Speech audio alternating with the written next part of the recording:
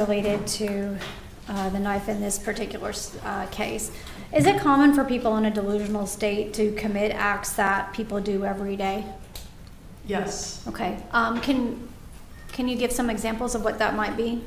Like I was talking about earlier, someone can be in a delusional state but still change a diaper or drive a car. Yeah. What about the breastfeeding? Oh yeah, breastfeed the baby. Okay. What about walking downstairs and getting a knife? Yeah, I mean that's how people act out their delusional compulsions, is that they do things. Okay. And that could be the same way about locking a door as well? Right. Okay. If it's part of a delusional compulsion, Okay. they do it. Yeah. All right. We've heard some evidence in this case about some Google searches and related to the time frame involved in this case. Can you explain the idea of well, we know that there were different types of searches. You're familiar with those, correct? Right. And then I provided those searches, internet searches to you, correct? Yes. Okay. And you've had an opportunity to review those, correct? Yes. All right. Can you tell me what, in your opinion, is what kind of information you can generate from those type of searches in terms of what kind of state of mind that Ms. Driver was in at the in the time leading up to these events? I mean, we can try to infer, like the searches about bus tickets.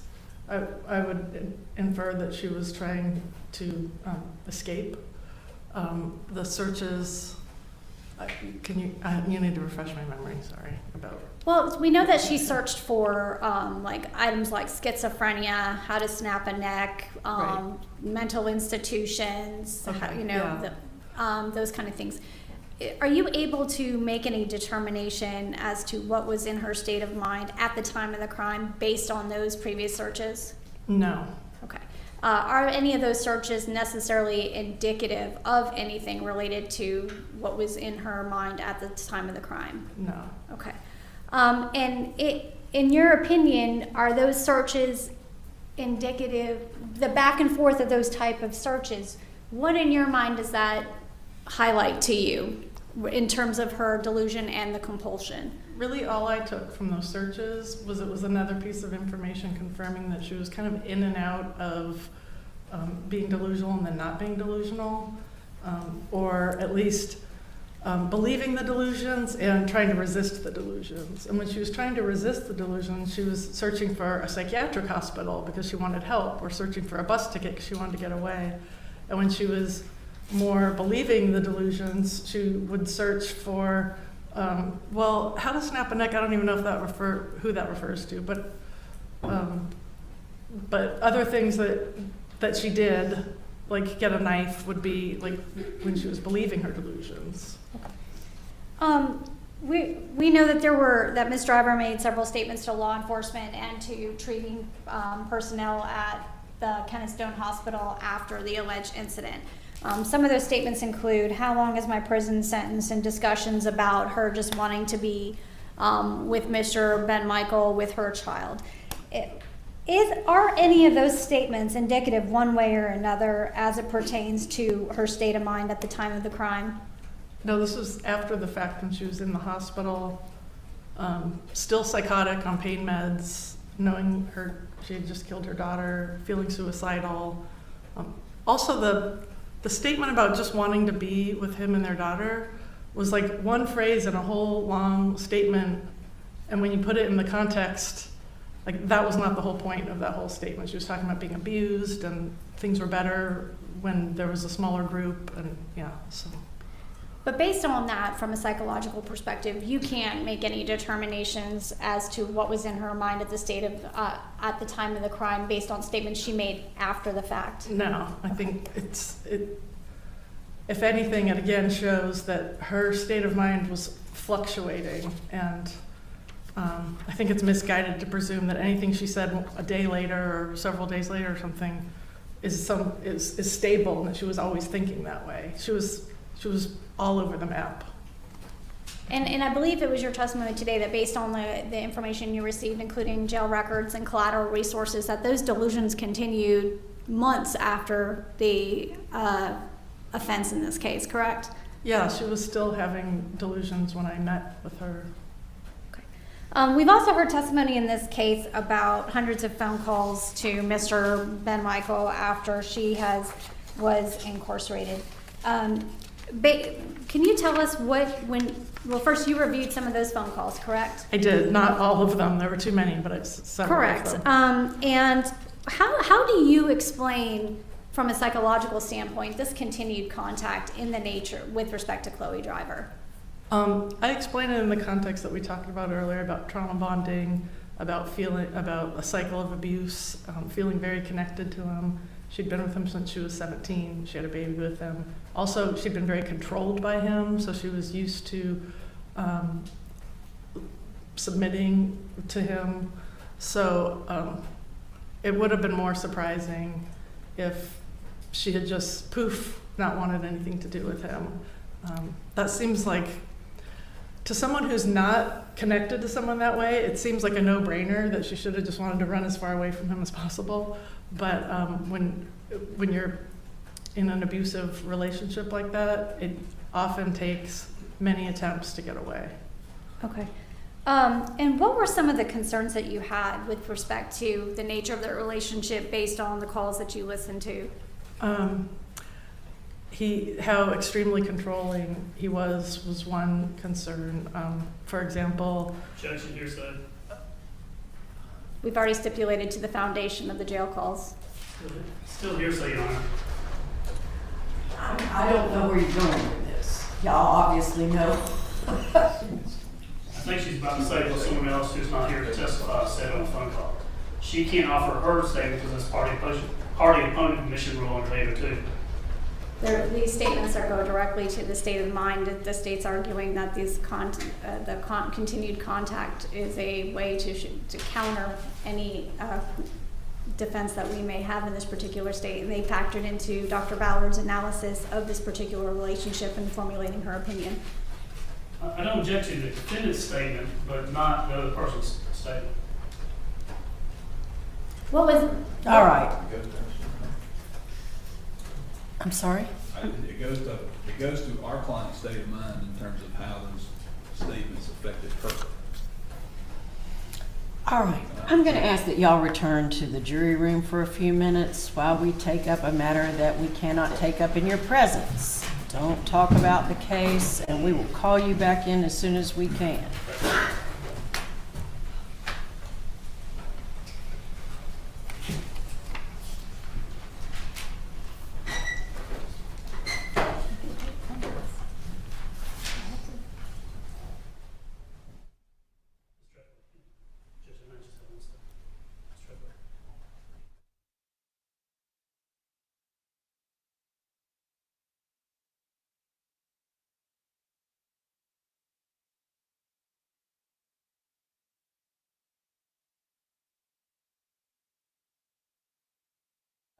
There are, obviously, there's been testimony about the number of phone calls that Ms. Driver had with Mr.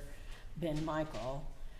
Are we talking about the substance of those calls now? Is that where we're going? Yes, Your Are Honor. we talking about any other calls to any other individual? No. And Judge, Ms. Trustway told me which one she's going. I don't object to those particulars as long as she doesn't go into great detail. I think it will be limited in what he is saying. The point of the question is to affect, basically it's to be what he is telling her to do and how she is responding to that during those jail phone calls. Particularly, just to bring us back to a topic we had last week, he tells her about drinking her own urine in the jail, and for which he ultimately gets her to say that she will do it.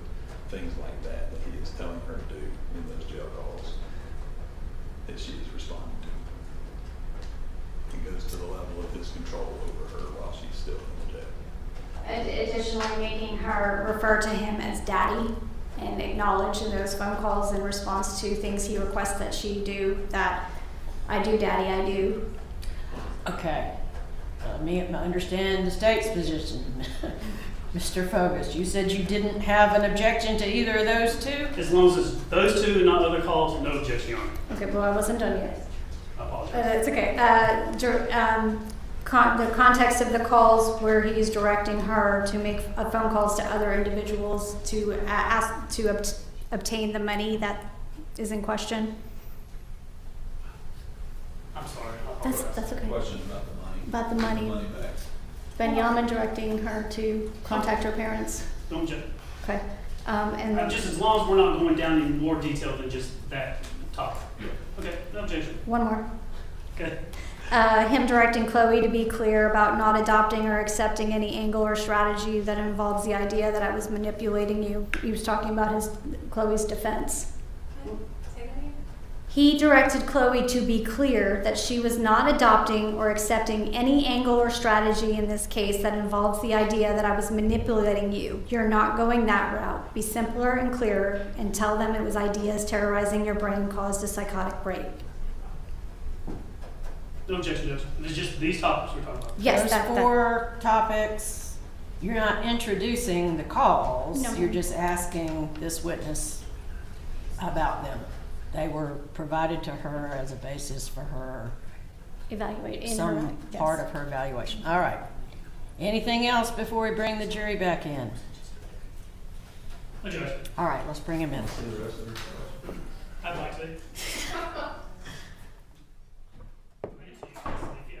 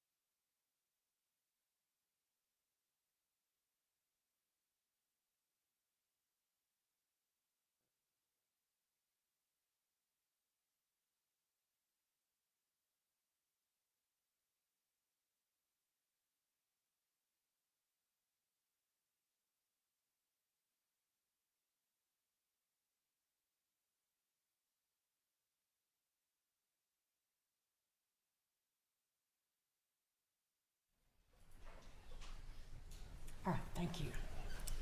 You can resume. All right, Dr. Ballard, before we took that brief break, we were talking about part of your review in this case involved you reviewing and listening to several phone calls, correct? Yes. All right. In this case, we already know that there were hundreds of phone calls. I think you indicated you have not listened to all of them, correct? Right. All right, but can you talk about and tell the jury about some of the content of the calls that you listened to and what your concerns were related to those? Sure. One of the calls I listened to, the content was he was instructing, she was in jail, and he was instructing her to drink her own urine while she was in jail. And that if she felt embarrassed to do this in front of her cellmate, that she should tell her cellmate that her naturopathic doctor told her she needs to drink it or else she'll get sick. And he was saying things like, you need to do this, you can't fight me on this, you need to do this, do you understand? And she was resistant, and when he was resistant, he said, I was expecting the answer, I do, Daddy, I do. And they kind of went back and forth until she finally said, I do, Daddy, and he said, that's better, or good job, or something like that. And to me, this just reflects how controlling he was and the amount of control he had over her. Go ahead. And the idea that the only acceptable answer is to completely agree with whatever it is he's saying. Okay. And there were also discussions about money, correct? Yeah, he told her also to get, it was a big sum, $60,000 from a loan he'd made her take out, that she needed to tell her parents to give him that money. And she said, what are you gonna use the money for? And he said, why are you questioning me? And she said, because I can know what you want to do with my money. And he said, no. He said, why are you asking me that question? Are you doubting me? She said, I'm starting to doubt you because this, was a few months into jail. And he went on a long tirade that I didn't document in full, but basically he called her dumb, told her not to talk to her mom anymore, said every time you talk to your mom you get pear-shaped and stupid. She at one point tried to interrupt and said, and he said, no, there's nothing else, it's you need to change. Okay. And there were several more phone calls that you listened to regarding that. Yeah, at one point he told her, it's a little ironic because he told her that under no circumstances was she to represent him as being controlling or manipulative to anyone. They were talking about her defense, and I don't remember his exact words, and I didn't put them in my report, but it was basically you will not, represent me that way. You will not do that. And it's like him controlling her to say that he's not controlling. Yeah. You would agree with me based on some of the other phone calls that you listened to that that he was also kind and sweet to her and that kind of thing. Yeah, even in these same phone calls, when she was completely agreeing with him, she would get very reinforced for that. Or sometimes a phone call would start out just kind of like any relationship, hi sweetie, I miss you, how are you? But the second that she would not be 100% compliant, then there'd be pressure and control until she was compliant again. And then once she was compliant again, he would say really warm, nice things. Or if she'd share something, he'd say, oh, that really makes me happy that you got to, she shared a book she read. And so that makes you really happy that you enjoyed that book. Thank you so much for sharing that with me. He knew how to be kind. Okay. Did you find it? Were you surprised that after she was incarcerated that she continued this contact with him? No, it's pretty typical in an abusive relationship and in a cult, and so certainly in both, that it's not just a quick separation, that there's a continued connection. Okay. And you'd agree with me that a jail is not a therapeutic environment, correct? It is not. Okay. And that, to the best of your knowledge, the only thing that Ms. Driver was receiving during her incarceration was medication, correct? Medication, and what they call counseling is short, every few weeks, short little visits, pretty much basically to make sure people aren't suicidal. So it's not the kind of counseling that will bring about therapeutic change. It's just to And based on your see who profession, needs to go to, no, that's okay. to go see ahead. if anyone needs to go to Suicide Watch. Okay. Based on your professional experience, it didn't surprise you one way or another that she was still communicating with Mr. Ben Michael? No. All right. And that you would agree with me that just strictly putting her on medication and not providing the additional therapy or anything else is part of the reason why this continued? I think so, yeah. In my professional opinion, she would need a lot more treatment to get past this relationship. So just removing the physical nature of that relationship doesn't necessarily break that bond, is what I'm hearing. Right. Okay. Based on your interviews with Chloe and any of your collateral sources, was it clear to you that Chloe loved her child? Yes. Okay. Did she express to you that she never wanted to hurt her child? Yes. Okay. And that was also kind of corroborated by the additional information that you had to consider in this particular case, correct? Yes, there wasn't any information that suggested that she ever wanted to hurt her child. Okay. And you also had the opportunity to watch Dr. Garrett's testimony, correct? I did. You had also been given both of her reports that she had done subsequent to yours, correct? Yes. All right. You essentially would agree with me that both of you diagnosed her with the same type of disorders, correct? We did. Okay, minus the cannabis use one. Right. Okay. And, you know, you were able to, you would agree with her when she said that there's, you know, the difference between crazy, mentally ill, and insane, correct? Right. All right. Is there anything about Dr. Garrett's reports that you take issue with? We were pretty much on the same page that Ms. Driver was severely mentally ill and delusional. Yeah. Okay.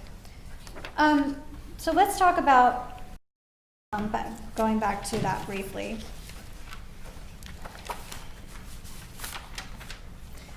You've told us that a delusion is a fixed false belief. Yeah. Okay, and that it is a fixed false belief that is just not true. It's not true, and yet someone believes it is true the way that I believe I'm sitting here right now. Yeah. Okay. And the delusional compulsion is when someone acts upon that false belief, correct? Right. Okay. And when someone is acting upon that delusion or false belief,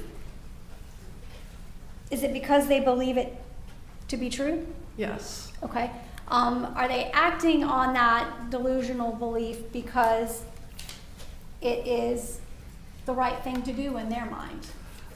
Yeah, in their mind, it's true the same way that I believe it's true that when you ask me a question, I should answer it here, and you guys will hear what I say. Like that, it's that. So that's the right thing for me to do right now, and so I'm doing it. That's acting on a delusional compulsion. It's just doing what you perceive to be true and right.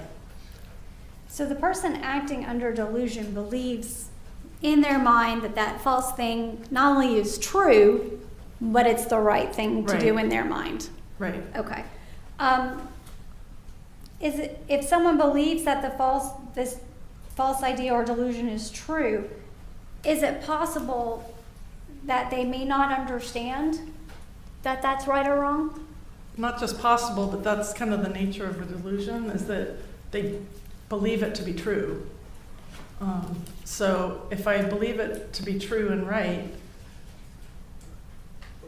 I don't think it's wrong.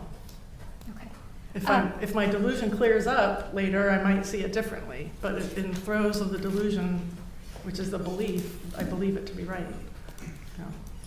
In this particular case, you have testified, along with Dr. Garrett, that Ms. Driver suffered from these delusions not only in her adolescence, but that they were present in the time leading up to December the 8th of 2020, correct? Correct. All right, and you'd agree with me that those delusions, by her report and what the resources that you reviewed, indicated that those delusions got worse. Yes. Okay. Particularly the fall of 2020. Okay. Yeah. And what was the lack of medication and treatment over time what kind of exacerbated those delusions, those thoughts and those compulsions? I mean, part of it is lack of treatment. Treatment would have helped. Part of it was she was living in a really stressful, abusive environment. That would make her mental health decline. Okay. And, you know, over time, based on your review of all the materials, it became clear to you that she resisted those delusions, correct? Right. And those compulsions? Yes, she was scared of them and was afraid that she wouldn't be able to, like, differentiate them from reality unless she got help. So she was trying to get help because she was really afraid about these thoughts she was having that sometimes she believed were true.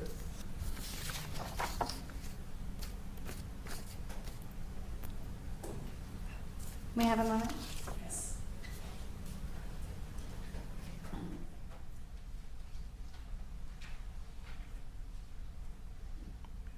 I don't have any further questions at this time, Dr. Ballard. Okay. Thank you. Cross-examination. Thank you, Your Honor. This is court counsel. Good afternoon, doctor. How are you? Hi, well, thanks, how are you? Good. Did you have a good lunch? Thanks, yeah, I did. Who'd you go to lunch with? Myself. Did you talk to defense counsel during the break? I did. Did y'all talk about your testimony? Say again, Did you talk to defense counsel? during lunch? Uh-huh. Yes, Did y'all talk about your testimony, what you were saying, what you're going to say? a little bit, yeah. What'd y'all talk about? Talked about, in the course of my career as a forensic psychologist, these not guilty by reason of insanity trials I refer to, or we psychologists refer to as mental status at the time of the offense cases. And I was talking about how I'm like not supposed to talk about my opinion on, That's right. There's a rule of Mental evidence status says you of can't offense. talk about, so not asking you about that. right, I know, but I was talking about how that rule of evidence wasn't always the case. So I need to, You have to change styles a little bit, right? yes, Okay. yes, because I'm so used to just talking about that. And so now I'm like trying to choose my words and not, you know. That's true. I'm sorry, you did go to lunch with them or you did? No, I got lunch on my own, and then I talked to them after I ate. Well, Doctor, what I'd like to do is, you have a long conversation with Ms. Trethewey and Mr. Kessler, and just for the record, these are exceptional attorneys. They're also nice people, right? I think so, yes? yeah. I mean, they're yeah. not mean to you or anything like that, are they? No, I mean, they're reasonable, they're right? professionals. Yeah. Absolutely.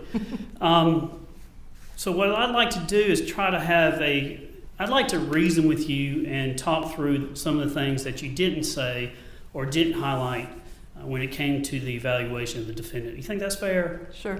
Will you agree with me that when you're in a courtroom setting, that there are sides? Yes. You agree that I'm biased? Well, you have a job to do as an attorney. Right, I'm an advocate, right? Yeah, So I represent a side, right? yeah, I mean, you can understand that if I can get after it or ask questions, they're designed because Hannah, the victim in the case, is kind of who I represent in many ways. You understand that's just kind of normal, right? yes, Okay. it is, yeah.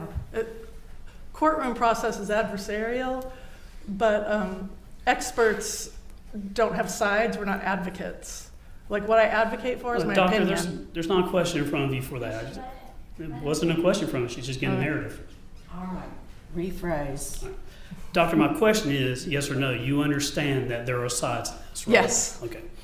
And I know you want to give explanations, or that's fair, and the defense can redirect you. My questions are really designed, so if I ask a question, and just try to stay within that. Is that okay? As long as I feel like I can honestly answer the question with a yes or no. Absolutely. Yeah, And you agree that the defense, they have a side, is that right? correct. And they represent the defendant in this Yes. case, right? Yes, And you agree that the court is neutral in the sense that the chief judge controls the courtroom, right? yes, And you agree that the jury is separate from all of us and they are supposed to be objective and just base their decision on the facts and the evidence, is that right?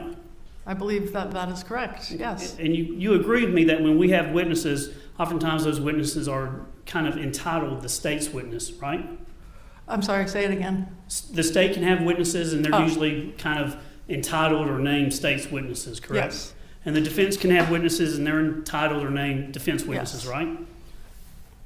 And sometimes you can have experts that are third-party neutral. They're not the state's witness, they're not the defense witness, they're kind of more of neutral, staying out. The court may say, I'm going to get a third-party witness, expert to come in and testify. So there's party witnesses and then there's kind of more of the neutral, objective witnesses, right? well, like, yes, although, again, I feel like it's misrepresenting witnesses as advocates. Like, if an expert witness is hired by one side or the other, you're representing as if that would change their opinion. Okay. And that's not how we operate. But you agree you're being paid through the defense, right?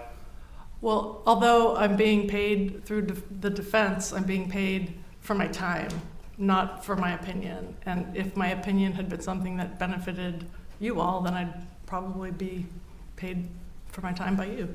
So, I'm sorry. My question is, you're being paid by the defense, yes or no? yes, this is my job. I think I want to go back and start by talking about some of your background. Have you heard the term or the concept world view? Of course. Of course, a worldview is a view that people kind of hold through their education, their upbringing, their life experiences, how they view the world, right? Yes. Is that yes? Yes. And another way to say it, whether it's in psychology, philosophy, or the law, sometimes we talk about that they have presuppositions, right? Yes. And you agree with me that oftentimes, whether it's in a courtroom or in a clinical session, it's important to know the person's worldview or presuppositions, or just kind of how they view the world, right? I don't know, because I haven't really noticed people's worldviews being talked about in court. But their culture is important, right? I mean, our cultures are important, but again, I haven't really heard them talked about in court. And in psychology, culture is something that you have to pay attention to or know something about, correct? Yes, And I know you live in North Carolina now, I do. and do you practice there in North Carolina? I do. And where are you from originally? I was born and raised in Los Angeles. And where'd you graduate from high school? In Los Angeles? Yes, And after you graduated from high school, I think you would consider yourself a creative person. yes, Are you familiar with Myers-Briggs I am. personality types and things Yeah. like that? And do you know what type of personality you are? I do, although I have to say the Myers-Briggs is not like a standardized psychological I'm not test. asking that, I'm It's just pop asking. psychology. Are you familiar with it? Yeah, Okay, what type are you? INFJ. Okay, and let's say someone can be intuitive, is that right? I think I is introverted. Right, intuitive's down the road a little bit, right? I don't Feelings, remember what they intuitive, things stand like for. I took it like 30 years ago. Sure. Yeah. But some people are more of a feeler, is that correct? Generally speaking, I'm not saying yeah. psychologically speaking. Yeah. Some people are more of a thinker, right? Yeah. I believe I was like, actually, I'm both. Right, so an engineer may be a thinker, just like systems and things like that, right? Yeah. Someone that's in sociology, psychology, oftentimes people go into those type of work because they feel for people or they have the concern or compassion. Is that true? That can be someone's motivation. Now, according to the website ballardphd.com, your superpower is thrifting. Is that right? That's a website that doesn't have anything to do with my therapy practice or my forensic practice. Yeah, I love to thrift shop. Okay, my question, doctor, was according to that website, your superpower is thrifting, correct? Yes. And also, according to that website, you're addicted to coffee and salad. Is that right? Yes, I just had a salad for lunch. And also, your creative obsession is surface pattern design, right? Yes. And you, when asked to choose between the forest or the woods and the beach, you prefer the forest, correct? Yes. Even though you grew up close to the beach, is that right? Yes. Does that make this And matter? then on sessionsync.com, you listed that you were a drummer in a post-punk band. Is that right? I don't know what session sync is, but I was a drummer in several post-punk bands.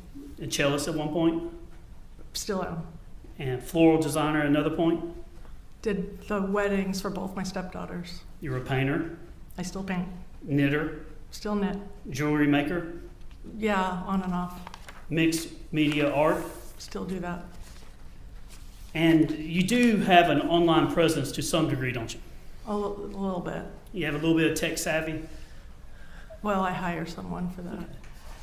Now, in your undergraduate degree in studies, you went to school in Los Angeles, is that right? Yes. Occidental College, is that correct? Yes. It was 1990 that you graduated, Yes. and you had a Bachelor of Arts in Political Science, is that Yes. right?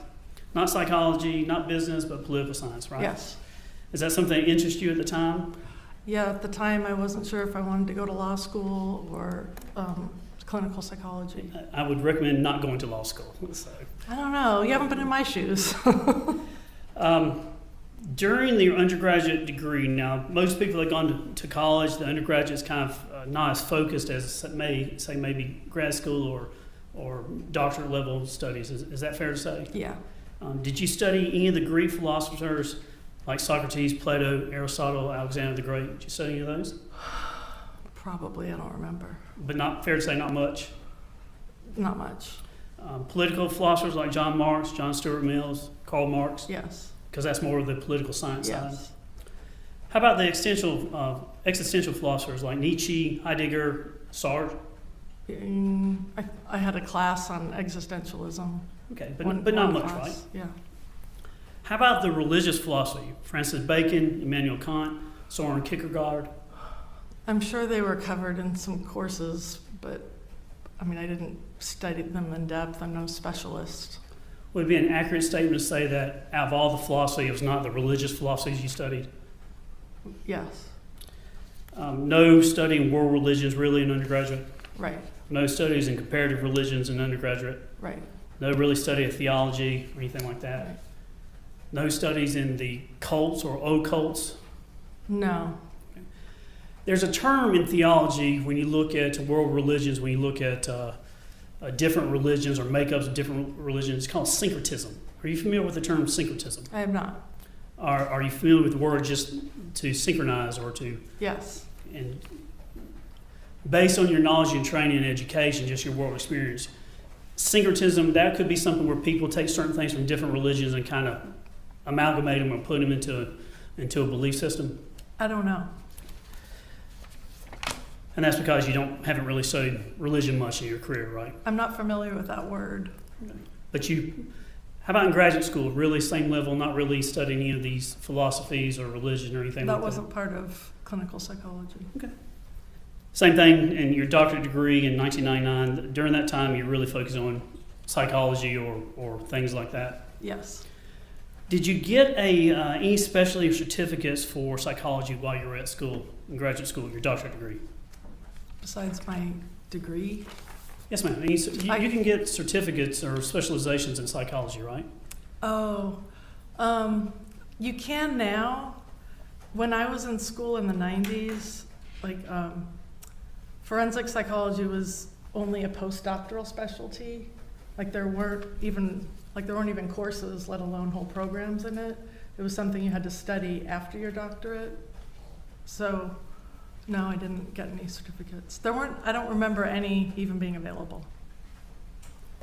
But since you graduated, there have been certain things or specialties or certificates you could obtain in psychology. Is that fair? Well, I mean, by then I had already graduated, so I didn't Let me repeat my question. need it. Since you graduated, if you had chosen to, you could have got a specialty or certificate in psychology, correct? I don't even understand what you mean by certificate. I mean, there are all kinds of certificates you can pay money to get, or take a continuing education class and get a certificate. So, I mean, I probably have gotten some of those from continuing education classes. I have no idea. What is the ABPP? Oh, okay. I think I get what you're talking about now. I think you do. It's not a certificate. The American Board of Professional Psychology is an organization. They're probably a nonprofit. I don't know. And they grant. It's called a board certification. That's what it's called. So you can be board certified in forensic psychology, and it's not required. In fact, Dr. Garrett isn't. My husband is, but I'm not. So.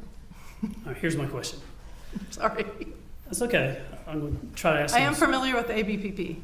That was your question, right? Yes, that was my question. Yes, I'm familiar with them. All right, the ABPP is a professional organization that actually you can go through and get either more training or recognition as a more specialist in forensic psychology, correct? Correct. In other words, isn't it true that if you have psychologists that deal with clinical or counseling, but if you really want to specialize, you can and have the ability to get more study and training to specifically focus on forensic psychology? That I have done. But you don't have a certificate from them or anything like that, correct? Besides the board certification, they don't offer certificates for their courses. Okay. Do you have the board certification? No. So you don't put your name, like after your initials, you put your PhD, but you do not put ABPP, correct? Correct. That's because if you get the ABPP certification, it's more of a title that you can show that you have either more training or maybe more experience, right? It's kind of a feather in your cap. Yeah. I mean, you're not downplaying. It is a significant thing you can do to actually. Oh, yeah. Like when my husband got it, we totally celebrated. Yeah.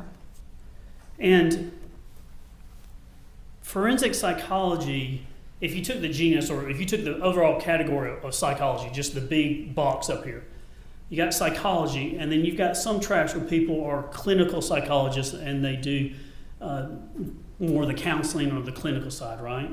Yes. And then you've got some that can go and do more of the forensic side where it's applied more so in courts. Actually, that's not accurate. Only clinical psychologists can be forensic psychologists. So if you've got psychologists, and then some are clinical psychologists and some are experimental, and then under clinical psychologists, you can do forensic psychology, you can do therapy, you can do assessment. So all forensic psychologists are by definition clinical psychologists because you have to have a license in clinical psychology to practice forensic psychology. Forensic is a subspecialty. All right. So you would agree that psychology or clinical psychology is different, whatever degree you call it, is different than forensic psychology? Forensic psychology is a subset of clinical psychology.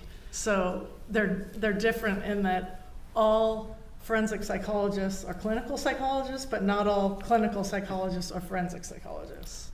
And if somebody was not a forensic psychologist, they did not operate under understanding the laws of Georgia as applied to psychology, as applied to mental issues in criminal cases. That person that doesn't deal with that or have any experience with that, they are not the ones that usually do that. They're usually doing something like counseling or clinical, correct? Right. Doctor, going through, I've got your CV, looked at that, but when you go through that, I want to begin with talking about some of your professional background. In Georgia, the last place you worked at, what was the name of that, firm or entity? Forensic Specialty Group. And when you work there on your letterhead that you actually, for your report, it actually has about 4 people listed on the top of the letterhead. Is that right? 6. Okay, now, in the I don't know if report we I have have, different how many do you have at the top? I've got 6 names. Okay. Is Kevin Richards one? Yes. He has a PhD, is that right? Yes. And then after his initials, he is certified or recognized by the ABPP, correct? Yes. And then I think Christina Gleiser, a PhD, and also recognized by ABPP, is that right? Yes. And then you're on there, is that correct? Yes. And you have your PhD, is that right? Yes. And then this is a firm that did a lot of forensic psychology, is that correct? It's all they do. Okay, they're specialized in that, right? Yes. And they're so specialized that that's kind of really limited to their expertise, is that right? No, in fact, Kevin Richards has done therapy and forensic psychology, and then he owns the practice, and then the other people, including me, are contractors, and because we're contractors and not employees, we're required to have other work, and so one person's other work is doing therapy with adolescents, one person's other work is doing risk assessments. I mean, we do all kinds of things. But in forensic specialty group, we only do forensic psychology. Okay. And if there was a box, and that box was forensic psychology, everybody in that firm is doing forensic psychology, right? When they're doing a case assigned to them by FSG, yes. Right.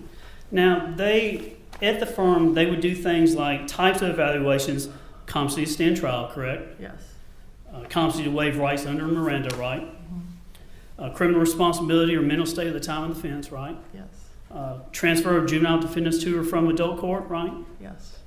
Diminished capacity or diminished responsibility or mitigation, correct? Yes. Sentencing, including aggravation and mitigation in cases. Yes. Psychosexual evaluations or sexual violence risk assessments, right? Yes. Violence risk assessments, correct? Yes. Parenting, fitness capacity, and child protection cases, right? Yes. These are things not only that they do, but they advertise. These are the service that they can provide when it comes to evaluations. Is that right? Correct. Now, how many of you, for you when you worked there, how many of those type of things did you do for an attorney? There were several things on the list you just read that I don't do. Okay. Sexual violence risk assessments I don't do.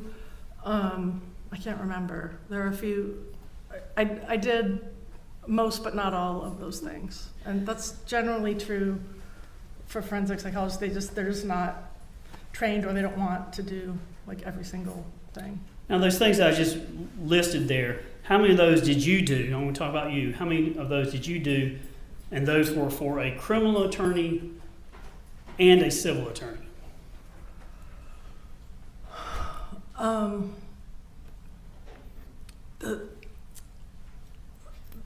All of the things you listed were all criminal. Okay.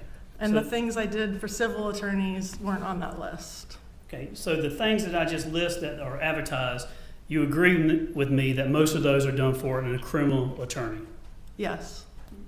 And how many of those were done for, say, a private attorney versus a public, like a government attorney? Out of the ones that you've done? Do you mean public defense versus private attorney, or? Right, so private attorneys, out of all the things that you've done that we've talked about, that you've Yeah. done for criminal attorneys, how many of those that you've done were for private attorneys? I don't know. We got a healthy mix of public defense offices sending us cases and private attorneys sending us. I don't know. I think it trended a little bit more towards the public defense office, but I honestly don't know. And by public defense, you mean like a public defender or indigent defense, someone that's on the defense side, right? Yes. Okay. It would be that side of the courtroom, not the prosecutor side of the courtroom. Right. Now, how many of those that we talked about that you've done for a prosecutor? Well, like I talked about earlier, none, because the prosecutors don't call us because they use the DB. I'm sorry, the Department. Yeah, they of use the Health. department. Yeah, so prosecutors just don't call the group practice, and that's how it was in Oregon too. Like prosecutors they use the state psychologists. Do you understand in the state of Georgia that prosecutors actually can use private experts? Yes, and I had forgotten that because I hadn't ever gotten any until my husband reminded me just the other day. And he said, oh, no, they can, but they tend to call the same couple people. It's never us. So we can't control who calls us. On a whole, you agree with me that the majority of your evaluations that you've done as you worked at this firm would be for criminal defense attorneys. Right. All right, let's talk about the types of expert consultation that your firm did. They could do things like research and prepare briefs regarding psychological issues, Yes. assist with cross-examination of expert witnesses is on the website. That wasn't ever anything that I did. That is more something that Dr. Richards and well, on here it says Dixon, but her name's different now, that they do in military courts. And- It's not something I've ever done. And fair to say that your colleagues there at the firm that you work for, that those would be helping the defense prepare to cross-examine a government expert, right? No, they get hired equally in the military on both sides. Do you know the percentage of which would be for the defense and which would be for the government? I don't, but since my husband does those, sorry, my husband is Dr. Richards, so just so I'm talking about the same person.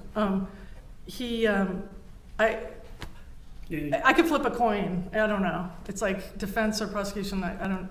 It's both. It's all the time. Sure, but Yeah. you agree your he's not an expert in this case or relevant to this case? No, right? I'm just saying that the people at Forensic Specialty Group who do consulting on cross-examination work for the defense and the prosecution. I'll stop talking about Now, most of the income that you made at that firm and the firm made, a lot of that significant portion of that would have come from defense attorneys, is that right? Yes.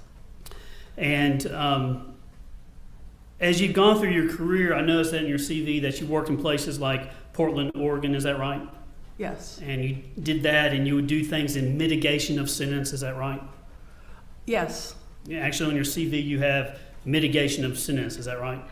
Yes. And that mitigation is to take a defendant that's being sentenced and trying to show mitigation or lesser reason they should be punished and should be punished less severe, correct?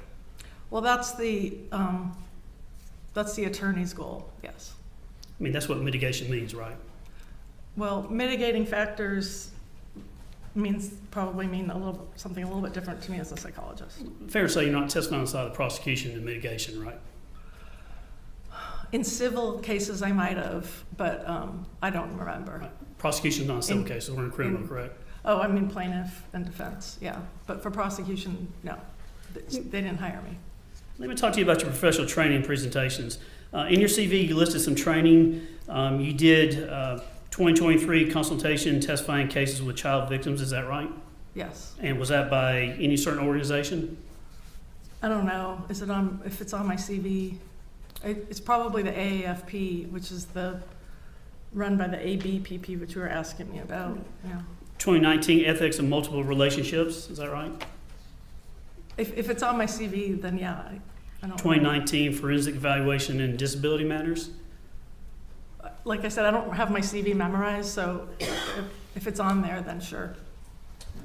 If I'm going off your CV, would you have any reason to doubt that I've No. misrepresented it? No. 2019 recreational drug use in forensic settings, correct? Okay. 2016 providing psychological consultations in homicides. Okay. These are from yours. These are the ones that you put down. Okay. Was that for a prosecution or defense in those? Either. If it says consultation, what does it say again? Providing psychological consultation in homicides? Yeah, that would just be consulting about homicides. They don't teach it to either side. 2013, you did malingering forensic psychological evaluations. Familiar with that one? If it's on my CV, again. Yeah. Now, in some of your presentations, you did a 2014 presentation in cross-examination of a psychological testimony. Did you teach that? Did you present that? Oh, I gave a 1-hour talk on that. Okay, was that to defense attorneys? No, it was to civil attorneys. Plaintiff's attorneys. It was to plaintiffs' attorneys. And plaintiff's attorneys are people that sue people for money and things like that? Yeah. Okay. Are you familiar with oftentimes defense attorneys also were plaintiff's attorneys? I don't know. But in that, you gave a presentation on, I guess, how to handle cross-examinations. Yes. Kind of, this is what to expect and this is what you should do, or how you should answer questions type thing? Yes, crafting questions that will make sense to us. And then you've done other things. You've done other presentations. But my question, when it comes to training and presentations, is it fair to say that your audience have not been police officers or anything like that? I'm trying to think if I gave any presentations to law enforcement. The reason why I'm having trouble remembering is because I did do some public safety stuff with a colleague of mine, but I don't think that I gave presentations. Set that one aside if it's just one time. It wasn't just one time, but it was like, I don't even know if it's how relevant. I had a colleague in police and public safety, and Here's my okay. question. Your training and teaching presentations that you do, they're not to things like the victims and the family of the victims, or victim advocates, or prosecutors, or police officers, or investigators, things like that. Is that fair to say? I think so. I'm not positive, but I think so. Now, sometimes I like on cross-examination with experts, I like to ask them, you got your phone with you today? No. You have your laptop or your phone wherever it's at. If I were to ask you if you would have more contacts in your phone or your computer, your contact, would there be more defense-oriented contacts than, say, prosecutor contacts? It's hard to say. I haven't had any forensic referrals in a couple of years. So right now, there aren't a whole lot of attorneys on my contact list. I want to now turn to another topic, testifying as an expert. What are the total, I need specifics. What's the total number of times in your career that you've testified as an expert? I don't know exactly. I know it's dozens.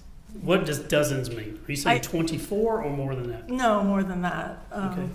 Less than 100? I have not been keeping track. Yeah. Doctor, I assume every time you testify for an expert, you got paid. Is that right? Yes. So there has to be a log of something where you would keep a detailed record of how many times you have testified as an expert. Would that be fair? Well, there'd be an invoice, but there's also invoices for evaluations and reports, so I So mean, is it closer to 50 or closer to 100? give me a minute, because I'm going to do some averages in my head. Closer to 100. All right. And has there ever been a time when you have not been qualified, where a court has said you're not qualified as an expert? No. Tell me the number of times in the last 5 years that you've testified in court, not at a deposition, not at a hearing, but at a jury trial, that you've testified as an expert and a judge has certified you, deemed you an expert. In the past 5 years? Yes, ma'am. Okay, let me think. Maybe 8. And how many of those were criminal? All of them. And where were those at? Georgia. In different counties, I don't remember. And how many of those were murder cases?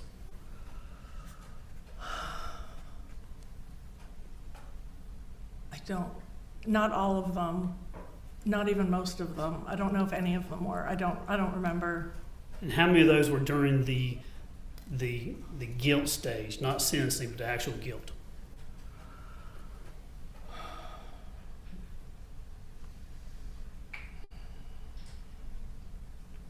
I don't recall. How many times have you been deemed an expert in forensic, not psychology generally, not general psychology or testifying about counseling, but forensic psychology in the last 5 years? All those times.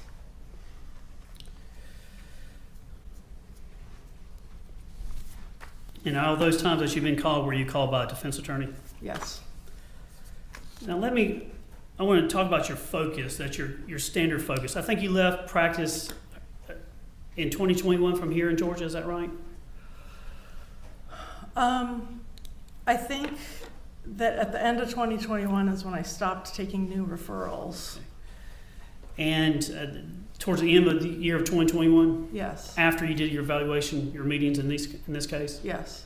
All right, now since then, you've got on several websites, you have, is it fair to say that you're now online therapy for creatives who are overwhelmed, anxious, and depressed? Is that your focus now? Yeah, that's my therapy practice. And your specialties, as you advertise or as talked about online, is it accurate to say that you work with creative professionals and artists who are burning themselves out, and that you're accepting, warm, and perceptive?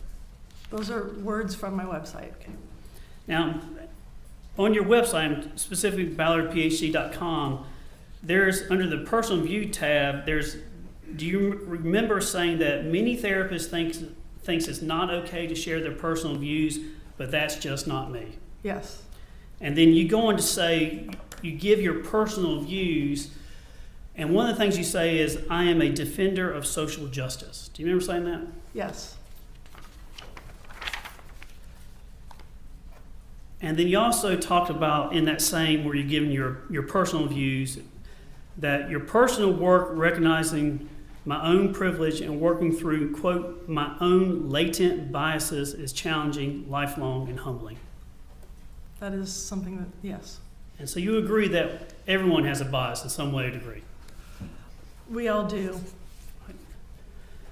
Now, you also say on that website, I believe, as a therapist, I pay attention to the impact of systemic injustice. Is that something you pay attention to? As a therapist, yes.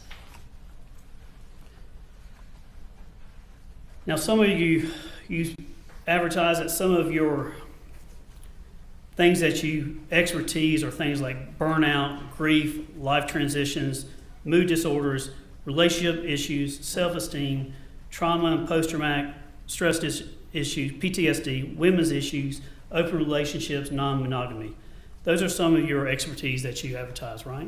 That isn't on my website. That sounds like something from a therapist directory. Okay. Are those things that you do focus on? Those are referrals I would take that I can work with, but it's not something that I would advertise on my website because that's a lot. Yeah. Is it objective to say that one of your specialties now is not forensic psychology? Well, in my therapy practice, it's not. That would be inappropriate. And I think you testified on direct that you're no longer really doing forensic psychology, except I think you said here today. From the cases I took through to 2021, once all those close out, I won't have any open forensic cases. I still am doing continuing education because I'm taking a break, but I'm not sure, when I'll want to start taking more evaluations on. Doctor, I want to move to a different topic now. I want to talk about your knowledge or your worldview of what you understand, whatever concept term you want to give it, about the what you call the cult that the defendant was in. And I'm not going to battle you over whether it's a cult or not a cult. Okay. I'm not arguing over that. Whatever term you give the religious group that they're in, fair to say that when you look at that, do you know anything about 508c1a trust or anything like that? No. Do you know anything about 501c trust? Is a charitable trust, just general charity. If I told you that 508c is more of a religious trust, would you have any reason to disagree with me? I on have that? no idea. And fair to say you didn't really go into that with the defendant and ask her about trust and things like that? We didn't talk about that at all. Didn't really go into details about her and the group trying to get a house through that or try to get money through that? We didn't talk about that at all. Did you talk about, she tell you about any schemes about or plans to get money to avoid IRS or to get a house or anything through a trust? No. No, there was something about trying to get a house, but that was the extent of it. Okay. So Fair to say that under this 508c1a, you don't know that they can get a IRS employee identification number, EIN, excuse me? like I said, I don't know anything about 508, whatever. You don't know anything about this group's teachings or studies, right? Only what I've heard from reading from this case, reading information and what Chloe said. Don't know anything about their sermons or writings, correct? Correct. Nothing about their philosophy or theology, correct? Again, only what I've learned from this case. And did you learn in this case that when she was arrested in her bag, not only was there CBD, but there was a Bible? I didn't know that. Did you know they used a Bible? It doesn't surprise me because a lot of the terminology around it is biblical. Well, fair to say you don't know much about their culture, right? Right. Any questions? Yes. Doctor, I'm handing you the DSM-5-TR. May I hand that to you? Sure. Go ahead and just look at that for a second. I'm going to ask you some questions from that, but first what I'm going to do is ask you about, this is, and I don't know if you use the term, but some people use that, this is the Bible of psychology, or this is a learned treatise. I've heard that term before. Would you agree with me that the DSM-5 is a book that's relied upon by not just forensic psychologists, but clinical psychologists and people, psychiatrists all over the world? Yes. It is a learned treatise, right? Yes. It's a scholarly book or has lots of knowledge. Yes. All right. And the DSM-5, that's the Diagnostic and Statistical Manual of Mental Disorders, right? Yes. And it took about 12 years to prepare the DSM-5, but then I think 2021 they came along and did text revision. Is that fair? I don't remember the exact year, but yeah. What version did you use when you were evaluating the defendant in this case?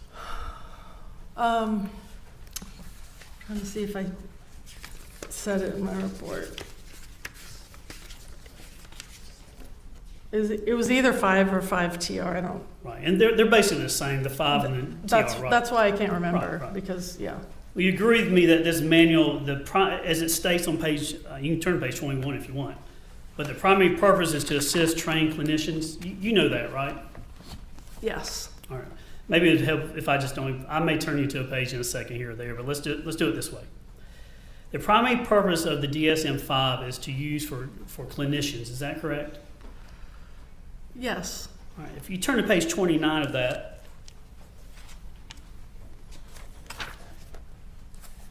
I Okay. guess around page 29, but the DSM-5, in your expertise, my expertise is in law. I can't keep up with you in psychology, so you're going to have to help me. But in your world, there is a cautionary aspect, or there's a cautionary aspect that when you use the DSM-5 for something similar to it, that you have to recognize that it's primarily designed to assist clinicians, right? Yes. What, on page 29, does a DSM-5 actually have a cautionary statement for forensic use? Yeah, that diagnoses can be misunderstood in forensic situations unless they're explained by a trained clinician. I'm not reading right out of this. That's all right, but you agree with me that when you're using psychology or the DSM-5, you have to be careful that in a forensic setting, you have to look for some risk and limitations of the DSM-5 or the psychological application, correct? Yeah, that's why I'm here, so that terms aren't just thrown around and people don't know what they mean. Because ultimately, when it comes to forensic psychology, that is dealing with psychology that you would have in the DSM-5. So if you have a book, and you have that book there, this is the Georgia Code. So I have another book. You have that book and I have the Georgia Code. Sure. If I asked you, you could not do it. If I asked you to look up in the DSM-5 the Georgia law of insanity, it's not in there, is it? Right. It's not in there because insanity and any defense for that, you agree with me, is a question that is controlled by this book, the code. Insanity is a legal term. The word insanity isn't in here. Right, you couldn't find it if I asked you to, correct? Right. Right, insanity is a question of law that this jury has to decide in this case, right? Correct. Not psychology, not the DSM-5. This law applied to the facts of this case that this jury gets to say, right? Right. All right, let me ask you about, when you looked at some of these things, you talk about schizophrenia and you talk about personality disorders as your opinion of what the defendant holds. Is for academic discussion and for practical discussion, I'm not going to dispute that right now. But when it comes to the schizophrenia, it's kind of a spectrum, isn't it?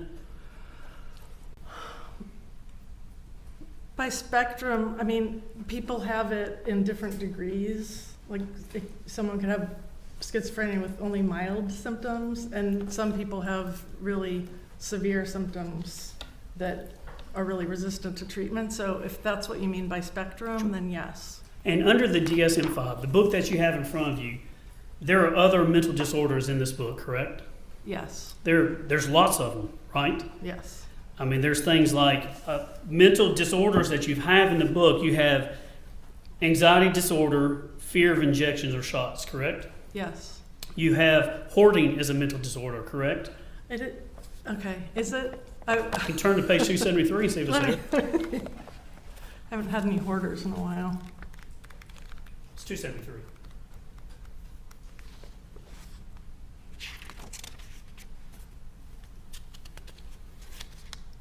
I don't see it on body dysmorphic disorders on 273. You don't see it there in 273? 273 is about body dysmorphic disorder. Okay, But anyway, I mean, if we go back, I'll find it in a second here. Post-traumatic stress disorder? that's in here, yeah. Okay.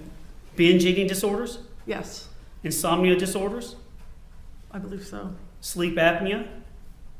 Is that in the DSM? See if I got this page right. Look at memorized, page 429.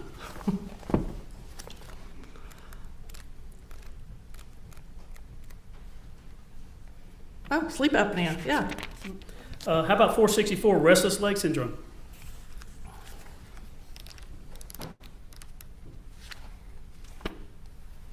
Yes. All right, just these other ones. Alcohol intoxication, you agree with me that these are also caffeine-related disorders, cannabis use disorders, tobacco use disorders. These are all types of mental disorders under DSM-5. Yes. Then there's other things or condition or problems that you have to focus on, and part of that is religious or spiritual problems. Is that correct? I believe so, but Turn to page like I said, 834. I don't have this memorized. 834. 834.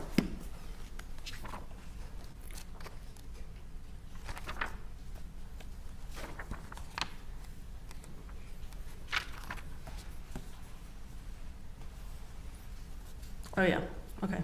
And you agree with me that when you're doing the DSM-5 or trying to apply a psychological opinion, that the manual says that when it comes to questioning of spiritual values that may not necessarily be related to an organized church or religious institution, you have to take that in consideration, that it could be a religious group that's outside of mainstream, right? Right.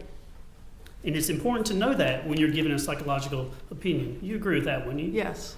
And you don't know anything about their religious teachings or spiritualism, do you? I know, like I said, I know what I've learned in this case from what all the records and information say and what she told me.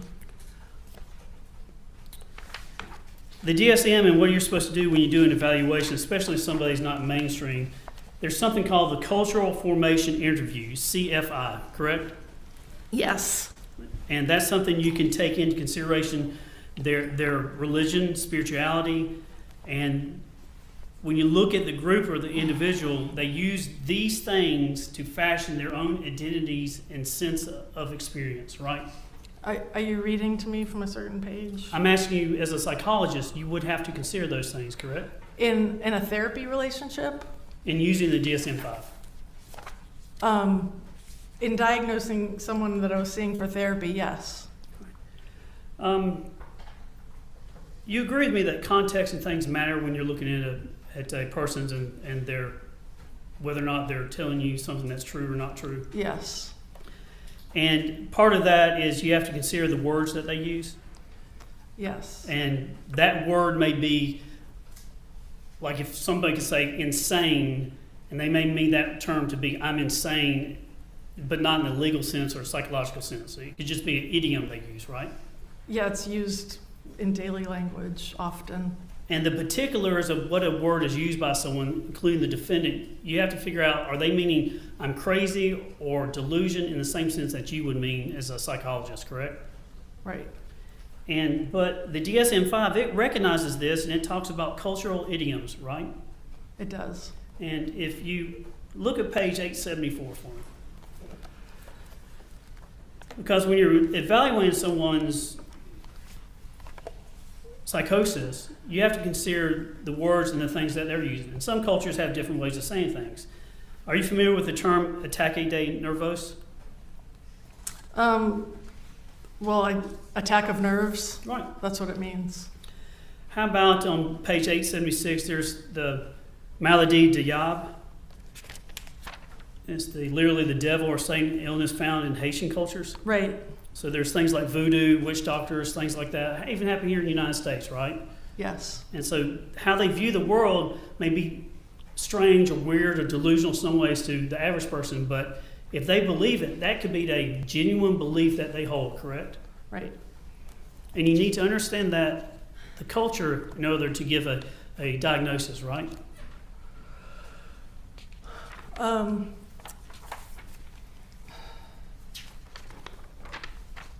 It's one important part of giving a diagnosis, yes. Right.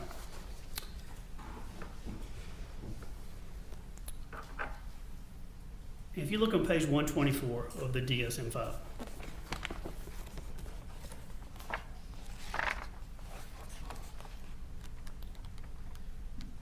there it talks about the cultural and socioeconomic factors that must be considered. You see that? Mm-hmm.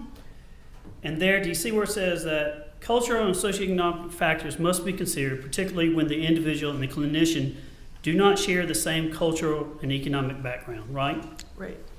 And the idea there is that you need to mitigate the impact of a clinician's bias, right? Right. So I want to turn now to something that you didn't talk about with the defense. If you turn to page 835 of the Bible, if you would, of the DSM. 835. Yes, ma'am.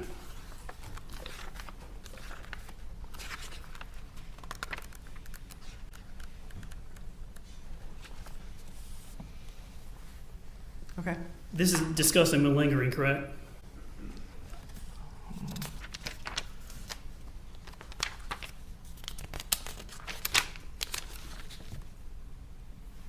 Oh, here, yes. You agree with me that when you're in a context of a clinical setting, a person can come in and be the historian for their facts and what happened to them. That happens often, right? Yes. And when you're in a forensic setting, oftentimes that when that person comes in to give you a history, they are self-admitting or they are the historian themselves, correct? Well, the history from, like, the defendant is one piece of information to be compared against a lot of other pieces of information. So yeah, we get our history from that person. And in your practice, in your field of expertise, and specifically in the DSM-5, you are to strongly consider if somebody is malingering, right? That's a foundation of forensic psychology, is that there's no forensic evaluation that doesn't take into consideration whether someone might have been malingering. There's even a paragraph in my report about why I thought that Ms. Driver wasn't malingering. And malingering, like saying a ideation is a fancy way to say idea. Malingering is a technical term that means they are faking or lying or exaggerating, correct? Right, to get some desired outcome, yeah. You see number 1 under the malingering section there is number medico-legal. Yeah. Read that paragraph out loud to something you should consider when it comes to malingering. Medico-legal context of presentation, e.g. the individual is referred by an attorney to the clinician for examination, or the individual self-refers while litigation or criminal charges are pending. So off the get-go, if a person is referred to you by an attorney, you should consider that, correct? Absolutely. If the person is sitting with charges, you should consider that, correct? Yes, this is basic, like, forensic psychology. And if the 101. person is being evaluated in a criminal setting, you should consider that too, right? All of those. Because there is a motive, whether you find it to be true or not. Technically speaking, structurally speaking, you would have to agree with me, would you not, that there is a motive to lie or to malinger? A motive to what? To malinger? To lie or Oh, malinger. yes. Now, one thing you didn't discuss with the defense, and in your report, I think it's around page 12, you did some psychological testing. You actually used a diagnostic or to the best of its ability, objective thing to see if the defendant was malingering or there were issues with her self-reporting or her assessments, right? Yes. All right, let's talk about this because the defense didn't ask you about this. But in your report, you used something to test her evaluation or her answers by using something called the MMPI-2-RF, right? Yes. And that is the Minnesota Multiphasic Personality Inventory 2 restructure form, right? Right. That is a 338 true-false test or inventory that is, in this case, the defendant could take to answer certain questions, right? Right. Because her evaluation or that thing itself is a self-reporting instrument or self-reporting procedure in many ways, correct? Yeah. Right, because she fills it out true or false. And you did this to see if it had any correspondence to the validity of her scores or her testing, right? I did what? You gave her this test to see if she was malingering or if there was any issues with the validity of her test, right? Of her test? Of her evaluation. Oh, her evaluation. I mean, that wasn't the only reason. The MMPI is, it measures like psychopathology, like symptoms, because it asks a lot about symptoms, but it also measures kind of more stable personality traits. So the only reason to give it it's not a malingering test. There are specific malingering tests you can give. This isn't. You didn't use those tests, right? Malingering tests. Right. You chose not to use the malingering. In this case, her self-report was so consistent with all the other sources of information that I did not use a malingering test. But she has some over-endorsement of symptoms, right? Yes. In fact, you said Ms. Driver produced an invalid MMPI-2-RF profile due to over-endorsement of symptoms, right? Yes. And you agree with me that under the MMPI, the manual and the testing itself, that there is a F-R, which is infrequent responses measure, and then you put PF-R, but I think that's actually FP-R, right? Oh, probably. And I do typos all the time, but Yeah. there's two categories. There's F-R and PF-R, right? Yes. And you gave a score of 120 for the F-R and a 99 for the PF-R, right? I didn't give it, that's a score sheet earned. Right. Yeah. And you agree with me that the MMPI has a kind of a scale that if there is a scale for the FR that's 79 to 99, that there's a possible motivated response. Possibly, but you'd never interpret test results without looking at all the other information about the case. So yeah, possibly. And under the MMPI, if there is a score that's above 100 for the F-R, that it's not possible a motivated response or helping out. It is a motivated response, right? Say that again, sorry. All right. Under the MMPI, whether or not someone's helping themselves out or motivating in their answers or giving these type of answers, to test the validity, there's a range. 77 to 99, if it's in that range, it's possible that they gave a motivated response, right? Okay. Then there's another range, if it's 100 or above, in this case, hers is 120, that it is motivated. I'm interested in your source for that. Judgment approach? Yes.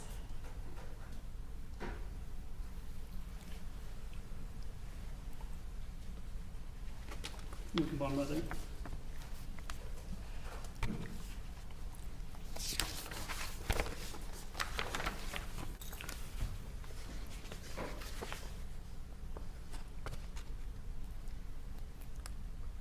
But where is that from? Like what textbook manual or some type of- research article or book? Yeah, something like that. Well, would you disagree with me that there is a scale? Well, what I'm stuck on is that the MMPI. Well, doctor, let me do it this way. This is someone's take on it, but the MMP. The reason why I'm stuck is because the MMPI doesn't tend to talk in terms of definite. So when you say something's definitely the case, that's not usually how we interpret MMPIs. Let me put it this way. You agree with me that her scores are high Yes. and that they are above normal or abnormal, right? Yes. So you agree with me that maybe not you, but another psychologist could look at her scores and say, yeah, she was trying too hard, right? Although they might have, it would be inconsistent with all the other sources of information. So they might decide that in all those other places she was really not trying hard. She was presenting as herself, but in this place she decided to, exaggerate or something. So the answer to my question is yes, someone could disagree. someone could, yeah, sure. Judgment approach. Yes. Am I forgiving Here. them? No, here. And the same thing was true with her.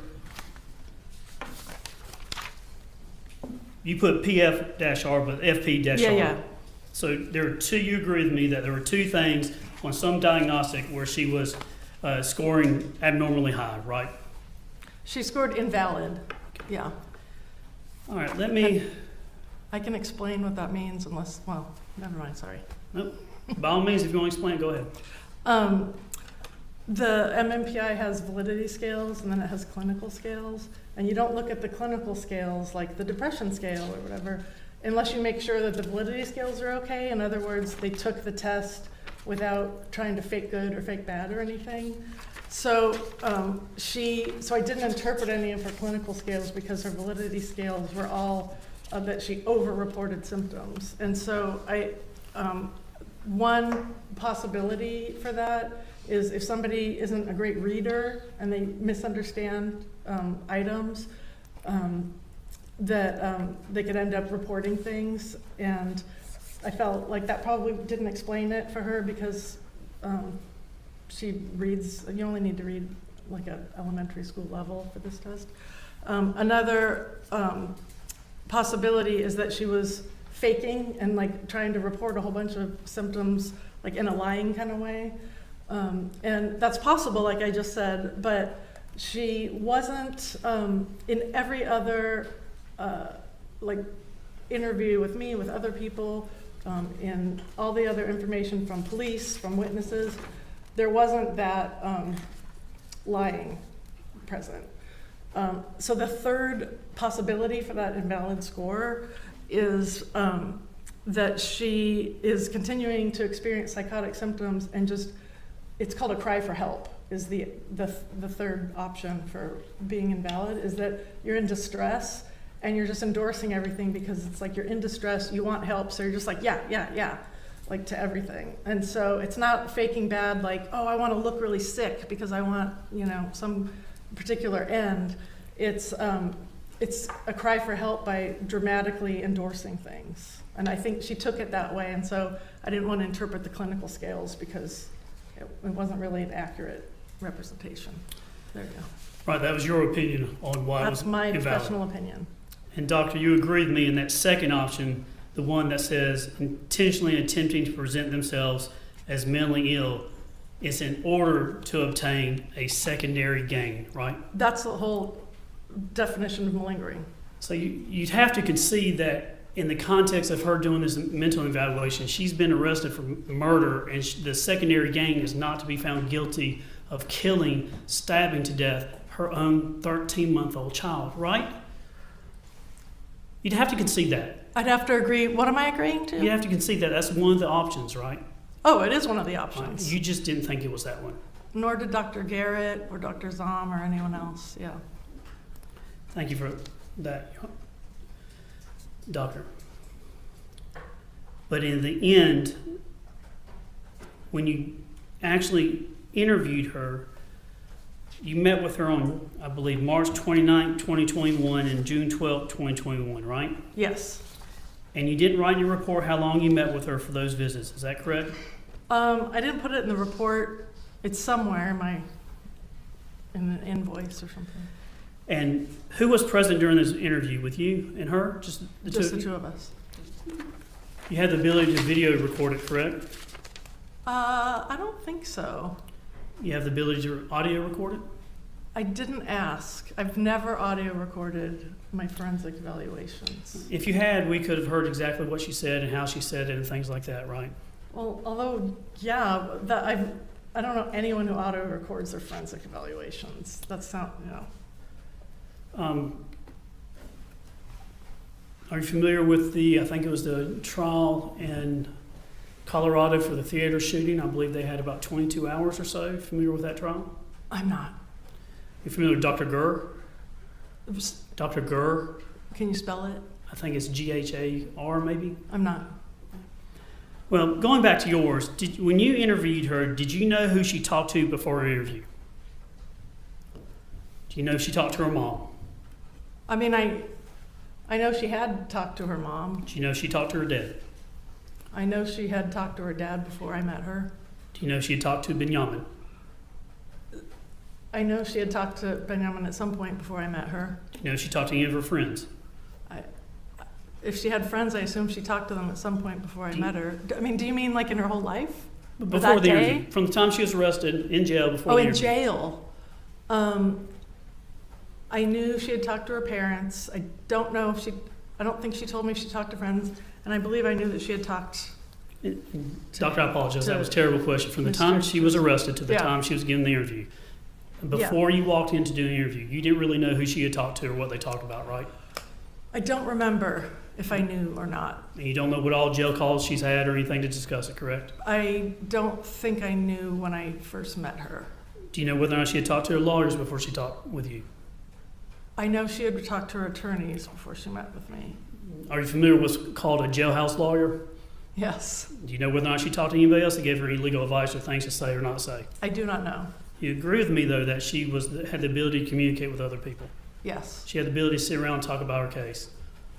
Yes. And she was around people that could have been sympathetic to her position and where she was in that reality, right? Yes. And you don't know any letters she may have received or text messages or things in jail where they can actually communicate electronically. You don't know anything about that? No. And she saw you at the request of her attorney, right? Yes. And she was charged with murder at that time, correct? Yes. Right. Some of the things that the sources of information that you got was from her mother, that you talked to her, correct? Yes, I spoke with her mother on the phone. And then also Angela Trethewey, her attorney, right? Yes. And did you meet with Angela Trethewey several times during this course of the evaluation, in your opinion? No. And when you talked to her, you went through and she told you when it came to family history that she was raised in an intact family, correct? Yes. She had a normal pregnancy when she was born, right? Let's see. It's on page 2 and 3 of your report. Thanks. I mean, if that's what it says in my report. Normal childhood, correct? Yes. She was known as being headstrong, right? Yes. Quote, hard to handle, correct? Yes. Lots of arguing in the family? Yes. She had no learning difficulties, correct? That's what she and her mom told me. She had no special education needs, right? That's what she and her mom She told me. didn't repeat any grades. That's what she and her mom told me. Mom says that she was smart. Yeah. And the trouble she had in middle and high school, that was actually a defiance issue, not a mental issue. Well, it was both. Did you use the word defiance? Yes. Defiant behavior. I'm just going off what your report says. Okay. So you agree with me it was Yeah. a defiance issue, I'm right? talking about her defiance there, and a couple paragraphs later, I'm talking about her mental issues. So they Not- both were happening at the same time, just not in the report at the same time. Not related to any academic difficulties, correct? They didn't report any academic difficulties for her. You remember on direct to testify that her parents let her when she was about 15 go and live with a boyfriend, right? Yeah, But you agree with me that she was defiant there and had to come back, right? that's what they told me. She refused to attend school when she came back. Yes. She dropped out before her 18th birthday. Well, she dropped out and joined Mr. Joyce. So, yeah. Talked about the substance abuse history that she had. You've already described that. You agree that there was no history of mental health treatment before this event? Right. She cut her wrist, but you noted it was superficial, right? Yeah, typical of borderline personality disorder. And she diagnosed that there was a suicide attempt in 8th grade taking a bottle of sleeping pills. Is that right? Yes. So the only other suicidal act that you have here for her prior to December 8th of 2020 was herself reporting that it was sleeping pills in 8th grade. Yes. You don't know what they were, where they came from, or no one else corroborated that, correct? I don't believe she told anyone else. So that'd be correct. No one else corroborated. Right. And then you noted that there were periods of paranoia, and most of those, you agree with me, were not when Benjamin was around, but it would have been during the time that she was using drugs. Yeah, she said that she started to have paranoia, and sometimes it was when she was using marijuana, and sometimes it wasn't. And it started years before she met Mr. Joyce, or Mr. Benjamin, sorry. And then it came to relationship history. When she initially met with Benjamin and Michael, they were discussing spirituality that night. Yes, And then she reached out to him a few months later. She reached out, right? yes. In fact, she lied to her parents and left and went to, I think, Myrtle Beach, South Carolina. I don't know where it was, but she left to join him. And she lied to her parents about where she was, correct? Yes. And in the beginning, you agree with me that she was, quote, all for having multiple women? Well, she told me that she was all for it because he explained it in a way that made it make sense. Yes. And that on page 5 of your report, if you look at the second paragraph, do you see where you wrote down when she explained that she was all for it, but she says, but she also reported that the reality of it was toxic and stressful. It was hard to get along. Yes, I would expect that of any group of 4 adults living a nomadic lifestyle. But So, my yeah. question is, did she say, not whether or not you expected, did she say that? She did. That's what she described, how she described the environment, correct? She said it was hard for them all to get along. She reported frequent arguments, right? Yes. She reported that when the third woman joined them, it added to the conflict, correct? Yes. And then she reported at some point she returned back to Benjamin, right? When did she leave him? What? Do you know of a time that she did leave him? Yeah. All But- right, look on page 5, third paragraph of your report. Do you remember her saying that she returned to him I see what you're talking about. and they continued their nomadic lifestyle? At she wasn't allowed, at one point she was allowed to visit her mom, and then she went back to him. And then, I think it's on page 6, the last paragraph. Do you remember the defendant telling you that when describing the relationship and the group that they're in, she says, you write that she became more frustrated in the relationship. And she reported that she began to take CBD to calm down. Yes. Right? But you described it as she became more frustrated in the relationship. And that's when she was taking CBD, correct?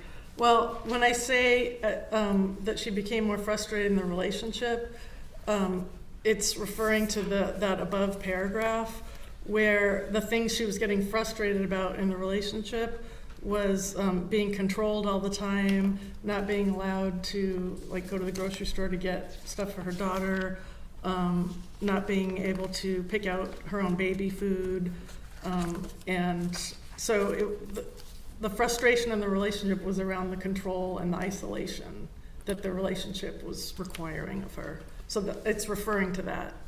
That's why I started it with the word as. So, but did I do it again? It's okay. Sorry. Doctor, you're giving a lot of comments, and that's fine. I want all this again from the jury. On the same note, turn to page 7, fourth paragraph. You talk about these phone calls with Benyamin and some of the things and using the urine. But you agree that, like in the phone call and the urine, I mean, that's weird. We get it, urine and all that. But you agree that in that, you don't understand their culture, that maybe for them, and actually in that phone call, he was telling her because you may get sick if you don't do it, correct? Although that is part of it, the drinking the urine part isn't what concerned me. I mean, you're right, okay, it's weird, whatever, but that's not what concerned me. What concerned me is even if he'd been telling her to drink more water or something, was the way he was telling her, that he was ordering her, he was upset if she resisted at all, and he didn't move on until she broke down and said, I do, Daddy, I do. So that was the part that bothered me, was the control. I wasn't asking about the part that bothered you. My question was, you agree that in the context of the urine, he was saying things as if she didn't do it, it could be bad for her health. Would you agree with that? No, not really. He was saying you need to clear your head, and if they don't want you to, if they think you're weird, just tell them that your naturopath told you you have to, or you'll get sick. But he wasn't saying that was true. He was saying, here's the lie to tell them if they think it's weird. And when it comes to the calling someone daddy, you have no idea, do you? If you do, let me know whether or not she even recently has said to anybody like Roger Giddens or somebody that she would refer to them or someone as daddy in a relationship context. Sorry, I understand that question. You don't know whether or not the defendant has referred to other people in a relationship like boyfriend, girlfriend, and called them daddy, correct? Called them what? Daddy. Oh, daddy. I don't know. And you don't know what she said recently or anything like that, do you, when it comes to daddy and other people, right? I don't. And about all these phone calls that we talked about, these were in February of 2021, the ones that you listened to up around that time. Did you know that since that time to February of 2023, there was about 617 calls with the defendant, between the defendant and Benyamin? I found that out recently. That's because she didn't tell you about talking to him, did she? Well, remember, I haven't talked to her since, June of 2021, so. Pretty accurate to describe that she had a much more robust conversations and her reaching out to him than you knew about, right?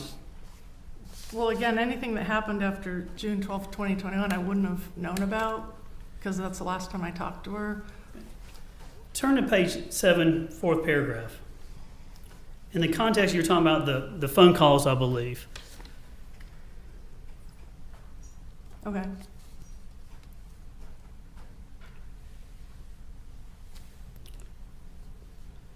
She stated to you, we had a lot of good times. You see that as the next to last sentence in that fourth paragraph? Yes.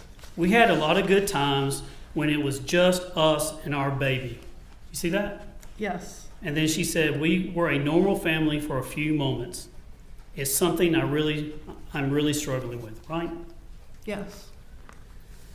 And then later on, I believe you reported that you talked about on direct that she was crying and have episodes. Is that right? Probably, when? When she was in the jail, you met with her. You noticed that she was crying, she was upset. Oh, during my evaluation. Yes. Then on page 8 of your report, you talk about she reported frequent and lengthy crying episodes before I think she got on some medicine. It says, and feelings of, what was the word you used? Let me find it. Where are we on page 8? Page 8. Yeah, where?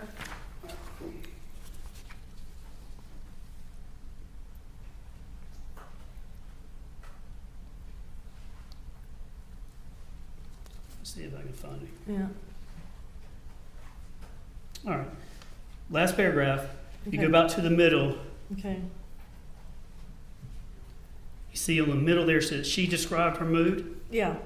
All right. She described her mood as better recently since initiating medication. Yes. She reported frequent and lengthy crying episodes, sadness, and feelings of guilt prior to her Prozac, right? Yes. But before that, and feelings of guilt. Yes. You noted the word guilt, right? Yes. You also know that she was still talking about religious preoccupation, Yes. and that she was attentive and concentrated to, her attention and concentration was intact. She was oriented to person, place, and time, and she knew the correct date, and she even knew the correct president, correct? Yes. And then when you went on to things about interviewing about the 8, she would say things like, would she not, I felt like the other women were plotting against me. This is on page 9, second paragraph. Okay. Yes. She said, I felt like other women were plotting against me, like they were on wavelength that I just wasn't on. They were all on it. They were mean to me and mad at me, and it played in my paranoia even more, right? Yes.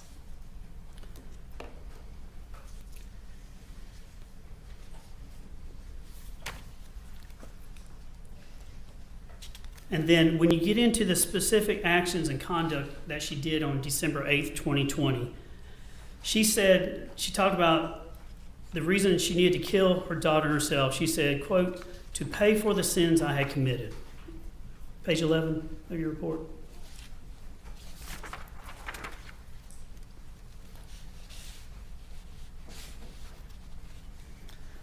Yes.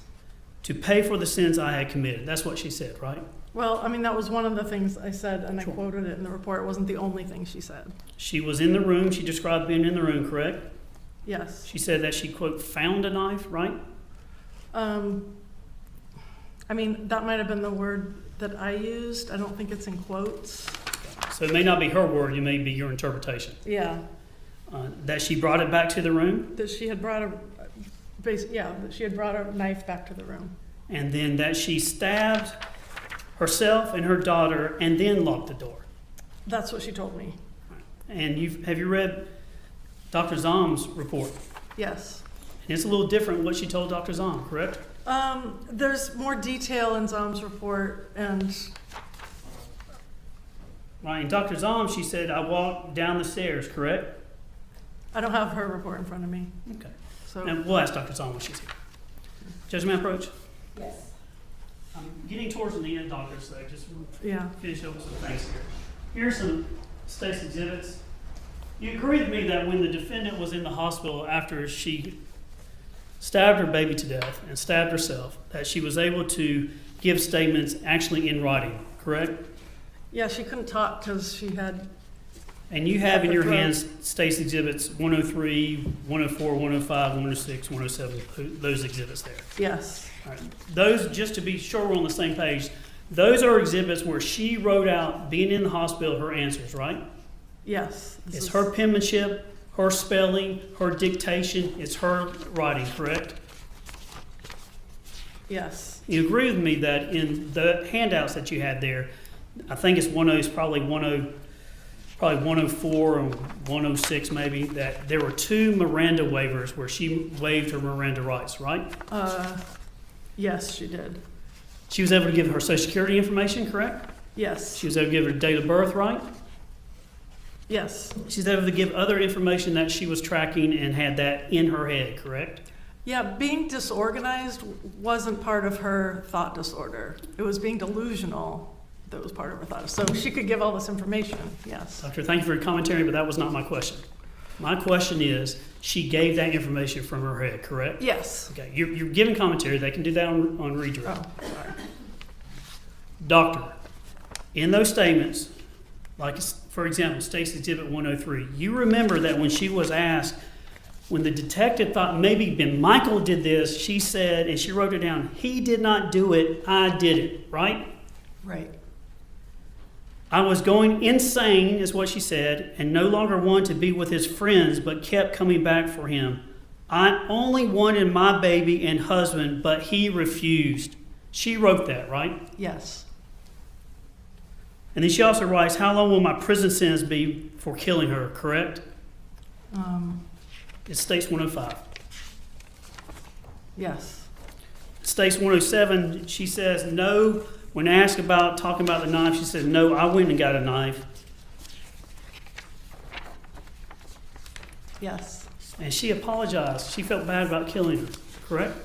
Absolutely. Now, specifically, when you asked her, when asked if she thought her behavior was wrong, she stated, I'm asking your opinion. I have to be very careful in this, in the sense of the rules of evidence. I'm asking you what she said when you asked her if she thought her behavior was wrong. She stated, 1, yeah, as soon as it happened, I regretted it, correct? That's what she told me. 2, I thought I shouldn't have done this, right? After she did it, she thought she shouldn't have done it. And 3, this was not supposed to happen. Right.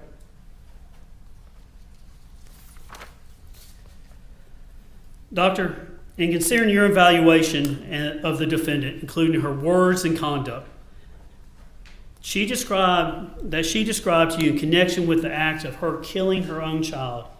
Is it accurate that the defendant was about 20 years of age? Yes. That the victim was 13 months old? Yes. That the defendant was the mother? Yes. The victim was the child? Yes. At some point, the defendant was armed with a knife. Yes. The victim was helpless. Yes. The defendant never said in any shape or form that the victim threatened her to do harm to her, Right. correct? Whether it was right then or in the future, right? The defendant never said the victim, demonic or otherwise, attacked me and I had to defend myself, correct? Right. Whether immediately or in the future. She never said that, did she? About The Hannah? need to her own daughter attacking her. Right. And you will agree with me, would you not, that the defendant, this defendant right here, this is the defendant sitting here, correct? No. Yes. She never said she was in danger of harm, death, or peril from her own child, correct? Right. It was by her own hand that she was in danger. Now, doctor, the 2 books we talked about, the Judgment Approach. Yes. Yeah, the DSM-5. Oh, yeah. Do you want these? No, man, that's fine. I'll go back and get those. There's actually 3 books I thought about, but changed my mind. We've referenced the Bible, so a religious book, if you would. A psychological book. This is your expertise in psychology here, right? Yes. The Rule of Law, or the book of Georgia law. You agree that in this case, you're adding an opinion to one part, mainly the psychological part, correct? For the jury to understand and take in context the law, correct? Mainly the psychological part. That's what forensic psychology does, yes. Each, in a way, can help the jury decide the ultimate issue in this case. Would you agree with that? Yes. And under Georgia law, part of the thing is that a person is presumed sane. You understand that, right? Yes. And that you also understand that under Georgia law that there is no defense of coercion or duress for murder, right? Actually, sort of, but that's getting into the territory of, like, I'm not a lawyer, so And that's what I want to get into. But ultimately, solely, at the end of the day, the decision that has to be made in this case, whether or not the defendant, as a matter of law, committed murder by stabbing her child 4 times, is a question of law under all the facts and circumstances that this jury has to make, not you, right? Oh, yeah, it's the jury's job. That's all I have, Your Honor. All right. We are going to take a recess, and I will go ahead and tell you, I'm not quite sure how long we're going to go this evening. I'm going to hear from counsel about that while you are out on a 10-minute recess, and then if I need to give you some additional information at that time, I will. Otherwise, stay up here with us, and we will be in recess until 20 till. Leave us your notepads, and we will call for you at 20 till.